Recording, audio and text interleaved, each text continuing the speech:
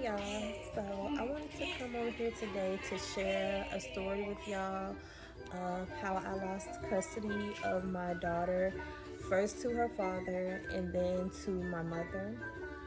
And the reason why I want to share this story is because I'm hoping that by sharing this story, I can prevent women or mothers or women who wants to become mothers from making the same mistakes I made that put me in this situation. And first of all, I just want to say this now. Um, the reason why I don't have custody to my daughter has nothing to do with neglect, abuse, abandonment, none of that. Like I'm a good mother. I still have custody of my younger two children. I just don't have custody of my oldest daughter, who I've had by a different man. So that's one of the lessons that I'm hoping that um, anyone who's watching can grasp from it. Who you decide to have children with plays a huge role in the trajectory of their life. It's not just you as the parent, because you made that with someone else. So if you have other people in the mix that's working against you and have some type of rights or work their way into getting rights, then you put yourself in a position to where it doesn't only matter what you think, because you didn't make this child by yourself, you made it with the other person, and it matters. It matters a lot. So that's what I want to share with that, because I know a lot of times we'll have the idea because we had the baby and we choose to take on the responsibility of caring for the baby regardless of whether we can do it financially or not, that and whether he's involved or not, we think that we have all the say so.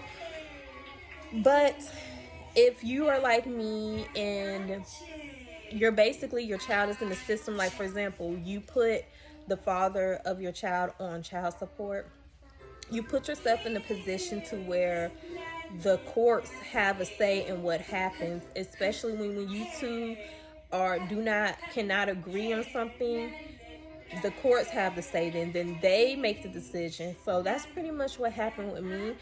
But it's a lot deeper than what happened in the courtroom. Of course, things that happened outside of the courtroom led to certain decisions, to why the court made the decision that it made. But long story short, just put it out there, because I know a lot of people might assume, just to put it out there, because I know a lot of people will assume that if a person doesn't have custody of her child, and I'm not talking about the father has the kids full time and the mother has them on the weekends, because I do have visitation, but in situations like that, it can be joint custody. Just one just has physical custody and the other doesn't, which that was the situation with me. And then there's other situations to where one parent or both parent don't have custody at all, but they have visitation. So I just want to put that out there. From what for my situation is, I started off, of course, as a custodial parent, and I went from a custodial parent to having joint custody to now that I just have visitation. And it has a lot to do with the decisions that I made, not by how I treated my daughter. Again, I never neglected my daughter. I never abused her. I didn't abandon her. I'm a good mother. I took very good care of my daughter while she was in my custody. It just, when I made a decision to join the military and leave the state with my child, I was considered being in contempt. And that is how the process started of my custody of my oldest daughter being taken from me. And I just want to warn you ladies of that. If you're in this, because I know this right here wasn't a case for me, but I know there's a lot of ladies out there that might feel some type of way about the father of their child, or maybe they don't feel some type of way about the father of their child. Maybe he just chooses to be absent, and you decide that you want to go move on with your life, you leave the state, and then next thing you know, you being called up to the courtroom for contempt because you left the state without your child, which is considered like kidnapping. So I'm just saying, just be very careful with that. What I learned from here is about being very careful about stepping into a courtroom without legal representation, even if you are the person that's planning on initiating something so you can get something out of the situation. It can backfire on you if you walk in that courtroom without a lawyer and the person who you are going against has a lawyer. That makes a difference.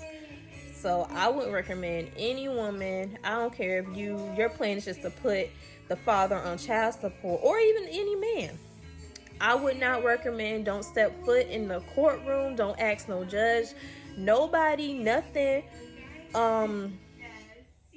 When it comes to decisions being made for your child without a lawyer, make sure you have that. And that's pretty much, basically that's just the end of it. When it came to, I ended up being railroaded because I did not have a lawyer. And I'm gonna explain to you everything that happened. Like I said, it's not even just the course. It's just the situation, just dealing with family. Family members betraying you, family members trying to be controlling of situations that they're not even supposed to be in control of, not setting boundaries, boundaries that you set not being followed. Like it'll be little things that we would accept from our parents when it comes to our children, that depending on the personality of, for in my case, the personality of the father of my child first, who I chose to have the child with, and the personality of my mother, who is controlling. And I put myself in a position to give her, where she basically was able to get the upper hand and get custody of my child.